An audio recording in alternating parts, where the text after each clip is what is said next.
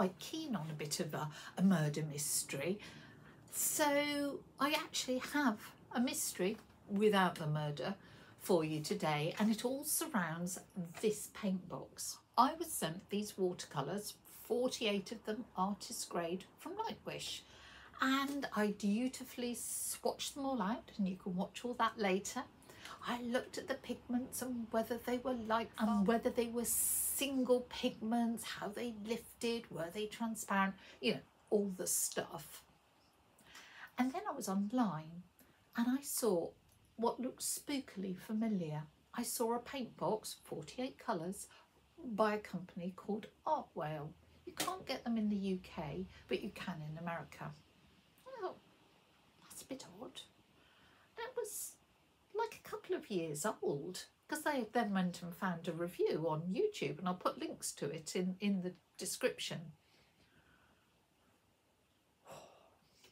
Then I looked again and I found another paint box by Superior that also looked spookily familiar, with all the same colours in the same order, in a very similar box, just with a different logo. And I thought, what is going on? Have I been duped? Have they misled me? They said this was all new, all singing, all dancing, and it's been out for a couple of years and everyone's using it and they're just putting their logo on it. So rather than be angry, I thought, I'm going to go back to my contact at Lightwish and say, what's going on? They came back to me and said, ah yes, it is made by the company that makes the paint for Superior, but ours is superior to Superior. This is better. This is new formulations. Ours has more single pigments. We ask for better and finer grinding on some of our paints, and that's what you've got. It is new, it is improved, it is all singing, all dancing. They didn't say that, but I just added that. So the question for today's film is this paint box superior to the Superior paint box? And is it indeed a Superior paint box? It's got 48 colours, which I have to say is quite a lot to swatch out. I will do it as quickly as I can for you, whilst giving you hopefully the information you need to see whether this is the right paint box for you. My name's Liz Chaderton. I'm a watercolour artist based in Berkshire. Every week I share tips and tricks that I wish I'd known about ages ago. I also review art materials so that you don't waste your money. Today I've received some new artist grade watercolours from Lightwish, so thank you to Lightwish for those. And because I love getting new colours and discovering new pigments, I'm going to swatch these out straight away. I have a cup of tea, or half a cup of tea, because there are 48 colours in here, so this is going to take a while. I should just say it comes in this very nice sort of box, wrapped in one of these sort of lint-free cloths. Always makes me laugh when it all comes beautifully wrapped like this, because I know after my very first painting it's going to be a total mess. I am a mucky painter. Let's have a look.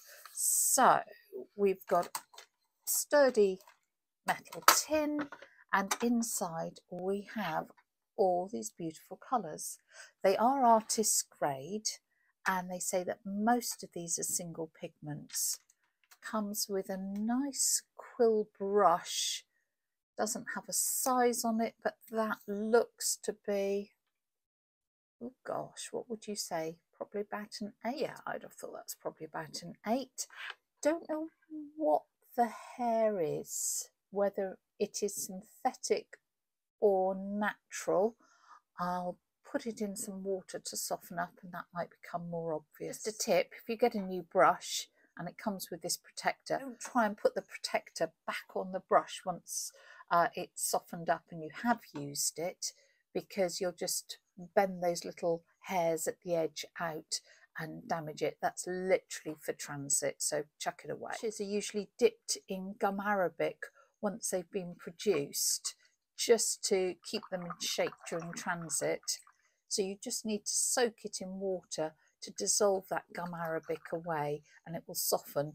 Don't try and mash it on the bottom of the pot, or I mean, bend it over and sort of crack it, because you'll just damage the hairs. It comes with a swatch card, which is great because I do not have to write out 48 different paints, which does please me terribly. I was worried it didn't actually give the pigment code, but it does. I just need to go to the opticians and get better glasses. Yep, gives the light fastness, and whether it's opaque, the filled in square, transparent, the unfilled in square, or if it's got a diagonal line, that means it's semi-opaque, or I guess you could say, oh no, I'm going to say that's semi-opaque, so it's half filled in, that must be semi-transparent.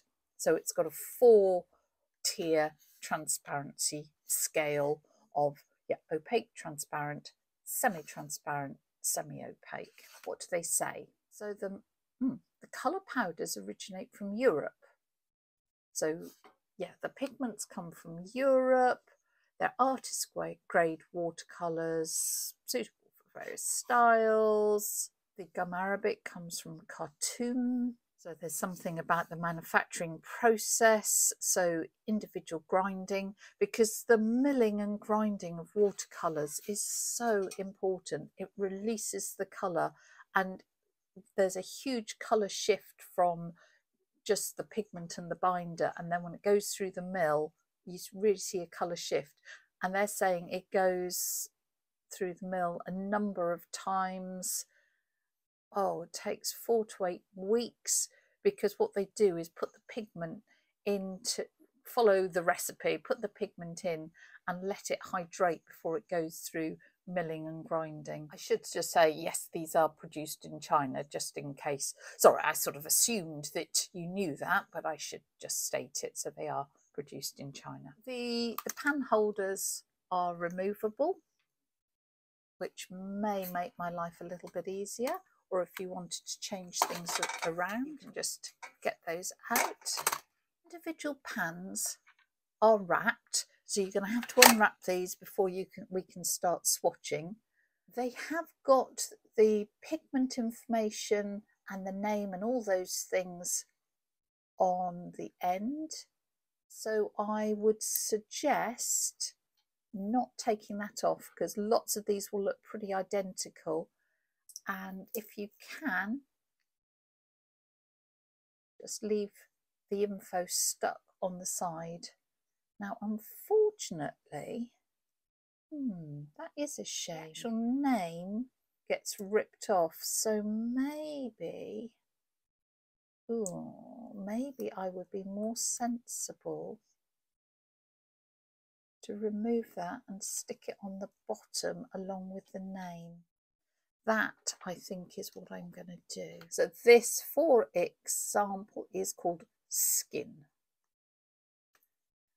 I always laugh when people see colours called Skin or Flesh Tone, because, well, my skin isn't that colour. And given the world we live in, there are so many skin tones. Why would you just have one? What about black skins? What about Caucasian? What about Asian? What about?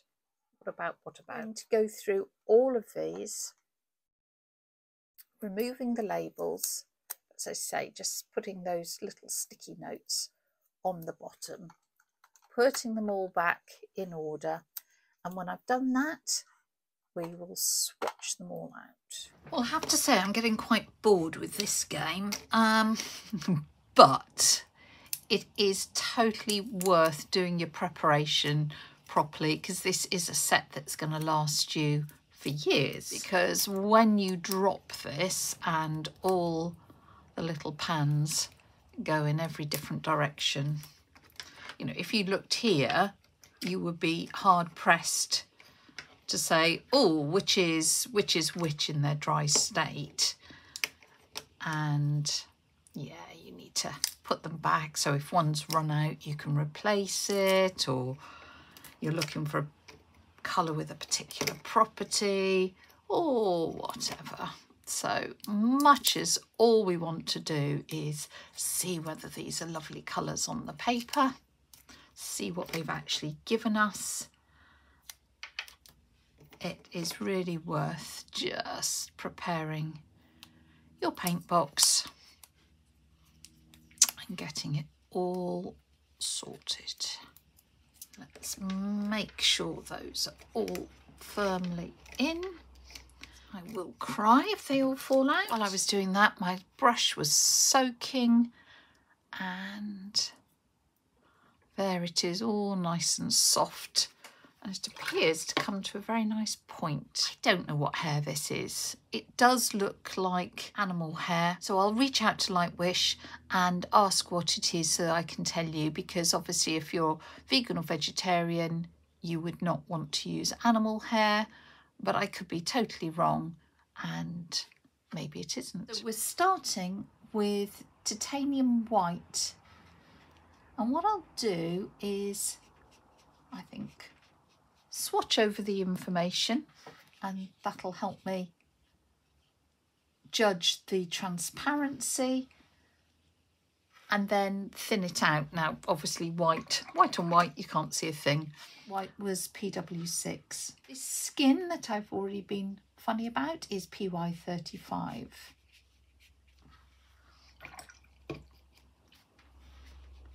Let's tint it down. Next we have Naples Yellow Light, PY53, an opaque. Then we go on to Permanent Lemon Yellow, which is PY3, and this is a semi-transparent pigment. Nice, useful, cool yellow. Next we've got Cadmium Yellow Medium, which is an opaque, PY35.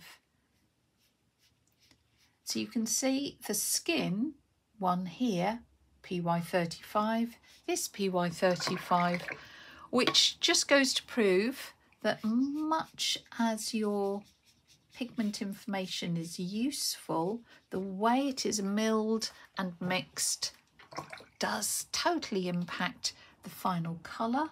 Much as you will use pigments to compare between different ranges, don't be surprised if you buy a PY35 from one manufacturer and it is different from another.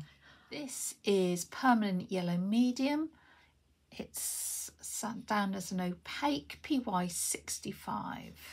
It is always lovely to see the pigment information being readily available. Oh, that's a nice yellow, isn't it? Oh, I like that. Wasn't expecting to like that, but I do. Next we go to Transparent Medium Yellow. Again, is down as an opaque, PY65. Again, interesting. We've got Permanent Yellow Medium, PY65, and Transparent Medium Yellow, PY65, and they do look very close. Bizarre that this is called Transparent Medium Yellow but is down as opaque. Very strange. It's Gamboge Yellow, transparent here. Let's thin that down. So we've got some very warm yellows, and that is PY150. Just worth noting in terms of light fastness, so it's on a scale of 1 to 8, 8 being the best, 1 being very fugitive. So these two PY65s are 5, and then this Gamboge Yellow is 8. Let's wait till they're dry and we can then judge them against each other. But at the moment in their wet state, they are looking very, very close. Next is Indian Yellow, which is a real egg yolk yellow. Did you know, in the olden days, this pigment was made from the urine of cows fed on mango leaves? It isn't anymore. PY83. We're moving on to Cadmium Orange Yellow, PO20, which is down as an opaque. Again, a very sort of, well, egg yolky yellow, as it is thinned out. More orange when it's in its sort of full mass tone. Then we've got cadmium orange.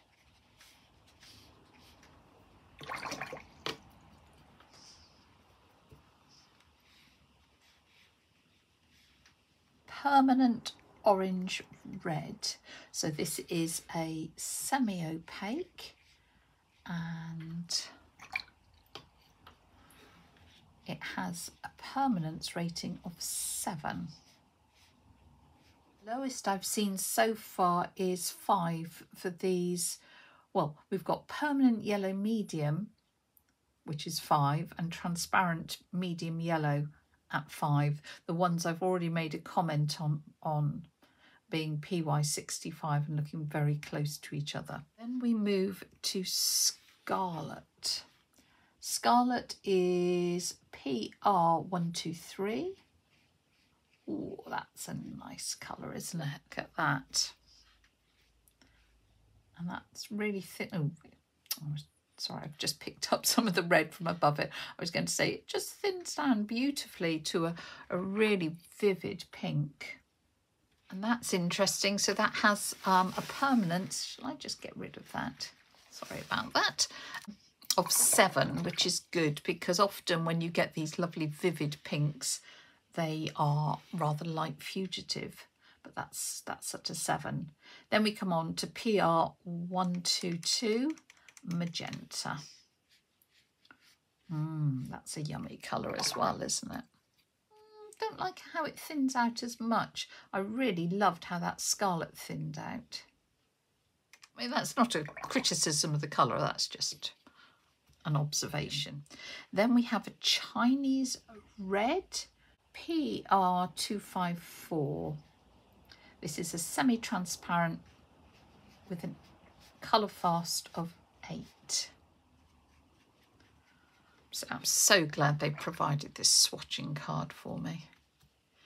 Then we go on to cadmium red, PR108, and this is a transparent. They give it a transparency rating of very transparent, light fastness of 8. You can see the Chinese red is a little bit more orange than the cadmium red.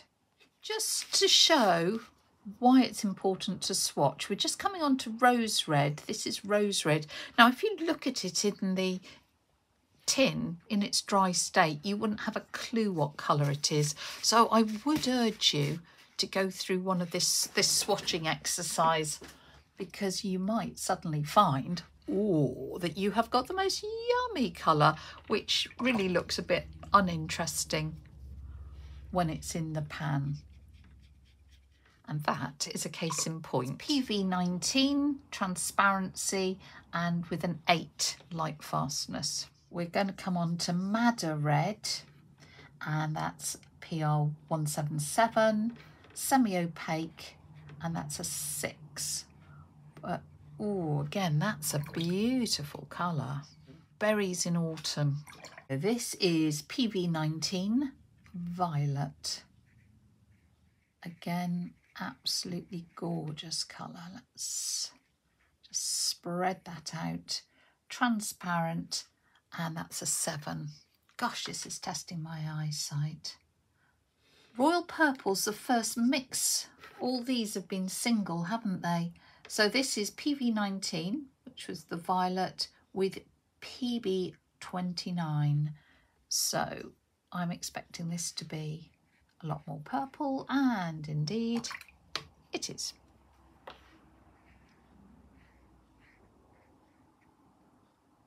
Then we're coming on to permanent violet. So this is PV23, so a dioxazine violet. It's transparent and it's 7.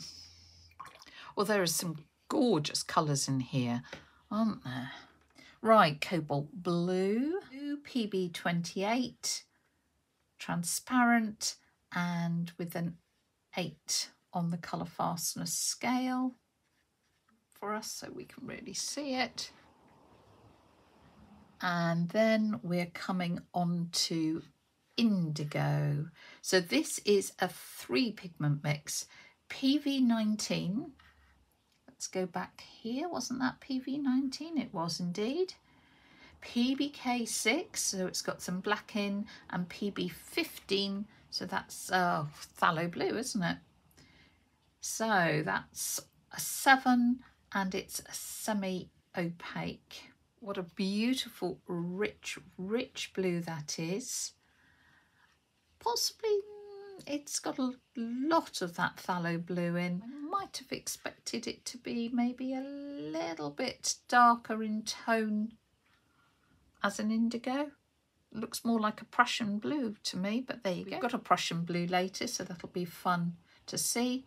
We've got France Ultramarine, so PB29, which is a light fastness of 8 and a good transparency. No, that didn't pick up as easily as the others. Let me just give that a bit more of a wiggle.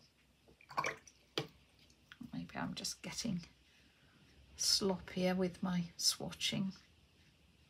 Okay, we're halfway there. We go on to Peacock Blue, PB17. That is lovely. Very transparent. And that's just a 5 on the light fastness. So let me just do a quick swizz for you. Can't see anything. There's another 5, 5. Good, there's nothing below 5 here. Sea blue, and it is PB15.3. So phthalo blue, number 3, or colon 3, not 0.3. Oh, they've got that as opaque. That's interesting. Prussian blue that I was talking about, that will be interesting. So that is PB27, and I'll be interested to see how that compares to the indigo earlier on. This is semi-transparent and a 6. Okay, that's definitely got a greener tinge. Well, in its wet state, I know I've got to wait for it to dry, but in its wet state, I would say that the indigo has a greener tinge than the Prussian blue. Penny Grey. Let's have a look. Penny Grey is PBK7, 8 and opaque. And then we've got Payne's Grey, which is a 3-colour mix of PB15, so the phthalo, PB29 and PBK9. So you can see that blue coming through. Have I put these in the wrong? Because, right, I'm just looking. Next one should be turquoise light and then turquoise deep. Let's just double check whether I've inadvertently put them back in the wrong place. Turquoise light on the bottom. Okay, again, the importance of actually swatching things out. This is turquoise light, so that's PB36 with a rating of 8 and a semi-opaque rating, and you can see that opacity coming through there, can't you? Turquoise deep, PG26, again semi-opaque and an 8. Well, I'm not sure I would call that turquoise deep, unless something has gone very wrong. Don't know what's going on there. What do I think to that colour? Not a lot, to be honest. Malachite green, which is PY101, so a yellow pigment with PB17. As a transparent with only a 5 light fastness. So a really gutsy green there. Old green deep, PG7.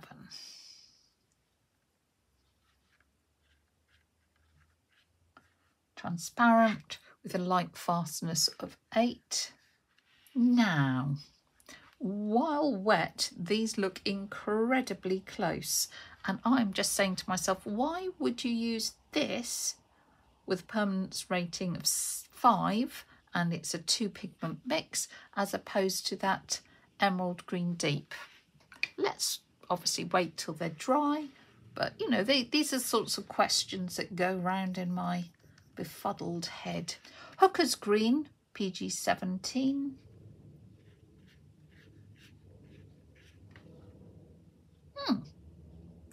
Wasn't expecting that colour. Let's go for Olive Green, which is, oh, a 4-colour mix. I need a microscope here.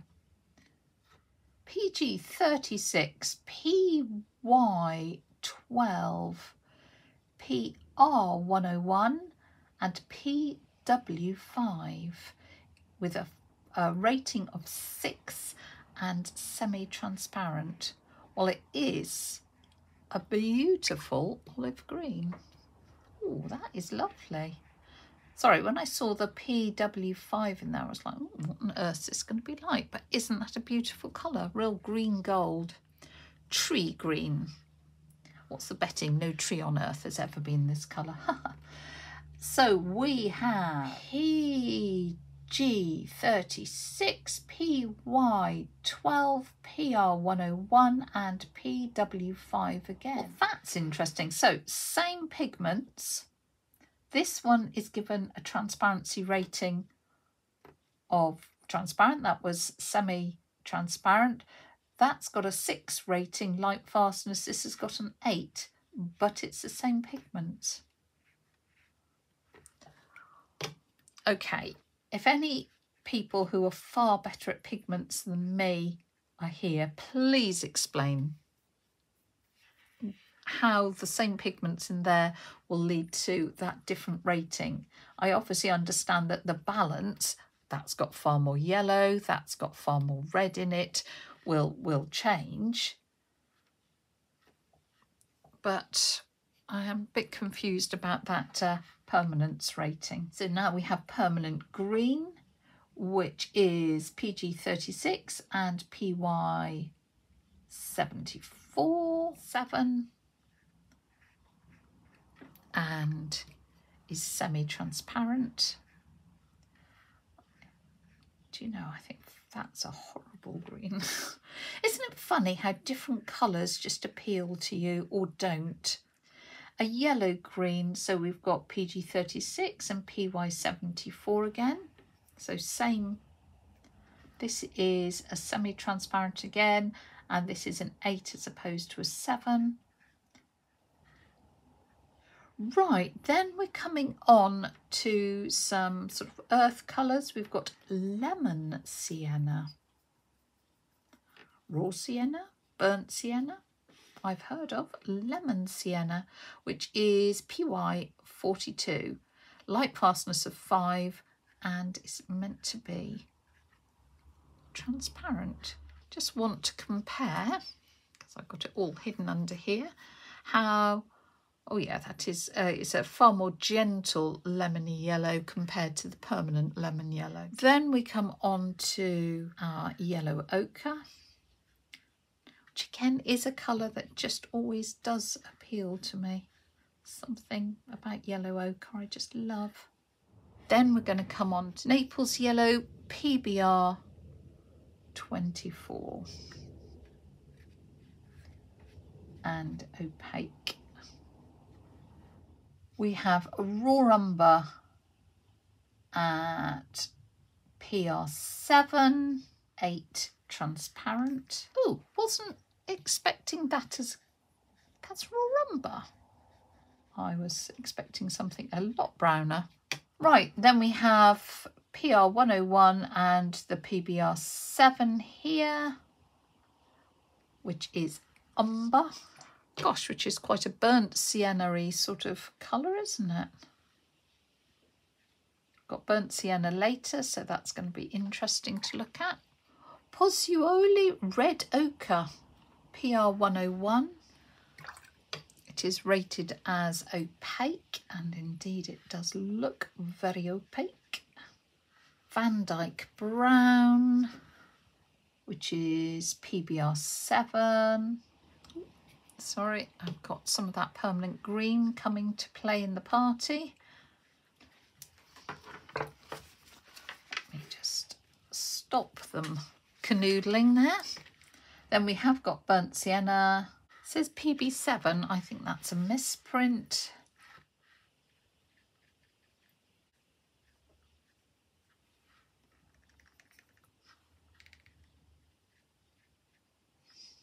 Then we've got burned brown, which is PBR7.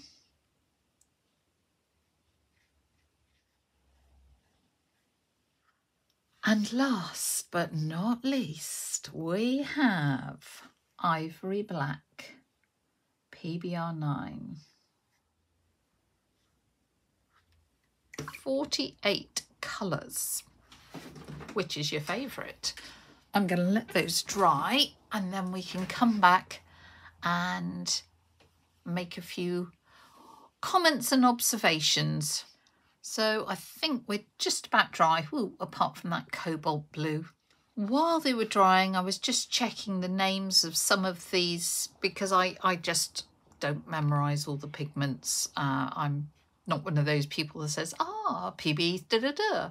I know some of them, but I just don't bother memorising. These PY65s are what we might call Hansa yellows. This Chinese red is a Pyrrole red. These look like cobalts, and indeed they were. I'm still very confused about turquoise deep and turquoise light, but that's me. There are a couple that seem strange. That definitely looks like a raw sienna rather than a raw umber. And this burnt sienna looks more like an umber than a sienna to me.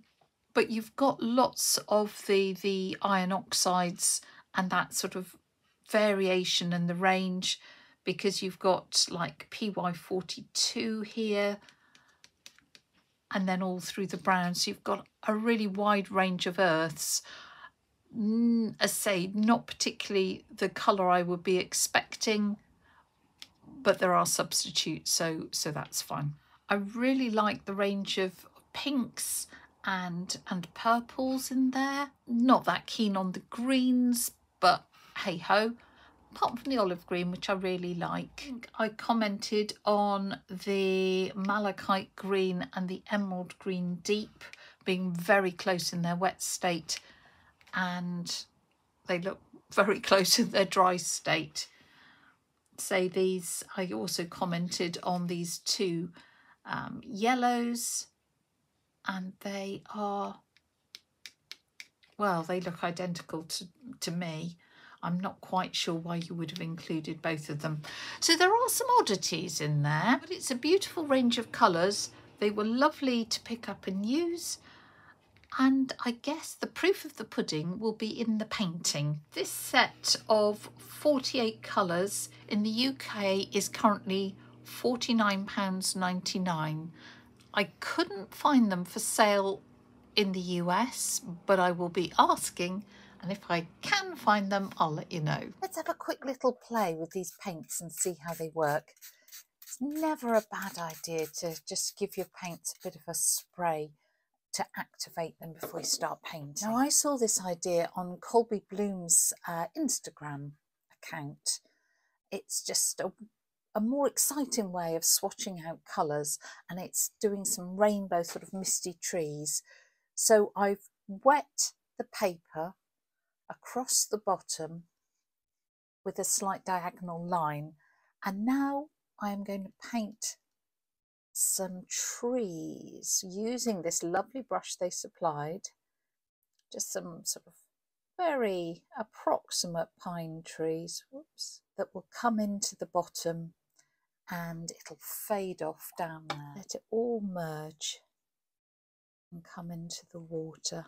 So the idea is to get the feeling of some pine trees sticking up out of some mist in a forest, to get it looking semi-natural as rainbow pine trees can be.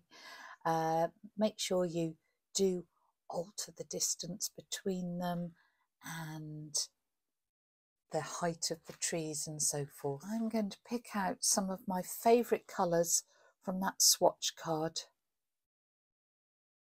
and just have a little play and see how they feel on the paper. And the reason I thought this would be nice is, of course, above the line it's all wet on dry. Below the line it's wet in wet, and we can see how those colours merge. If it starts to dry, I will wet it again. So it's a central line. It's a good test of this brush with that lovely point that it's got on it. And then just a few little dabs. And then we want all sort of merging at the bottom. Come on to some purples. So I'm sort of getting to know this palette, and they are quite tricky to distinguish in their dry state, so I am sort of trying to get to know them. Ooh, I remember that peacock blue being rather lovely, so let's come here.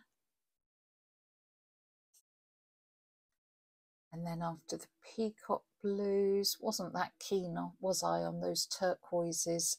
So let's go into the malachite green. So it's a nice way of getting your brush to dance across the surface and do nice things. It's a good test of the fineness of that point and the sort of fluid holding. Let's just give that a little squirt. Oops. Whoa, that might have been a bit too much. You can tilt it. Let's come into the yellow ochre there.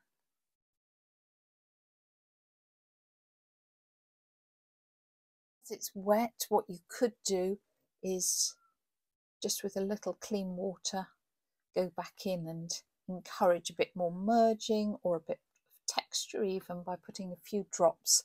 I think that's probably too wet to get some nice watermarks, but you could do that. Colours, well, you can see how they're moving on the paper. They really are beautiful. Once it's dried, all you need to do is to remove the tape, if you have taped. And I can safely say that was a lovely way of testing these paints. They really go onto the paper beautifully. They mix wet and wet really nicely. Obviously, they're crisp and vibrant when you do them dry. Really like this brush. For me, 48 colours is a little overwhelming. There were a few oddities in here, but I didn't notice a big colour shift. I did notice a beautiful smoothness. I did notice they were lively on the page. So if you're looking for an artist's quality range with some unusual colours in there, then I think this would be really worth a look.